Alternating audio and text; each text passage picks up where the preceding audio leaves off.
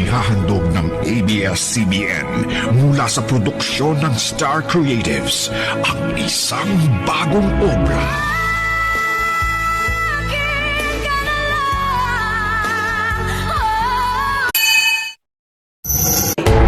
Palaisipan ngayon sa mga tiga-barangay pinaglabanan sa bayan ng Goa sa Camarines Sur ang kwento tungkol sa isang lalaki na sunod-sunod daw na nawalan ng kanyang mga brief.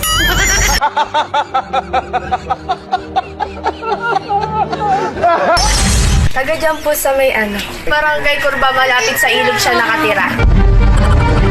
Matangos ang ilong niya tapos matangkad siya. Guwapo, nakatext ko po siya dati.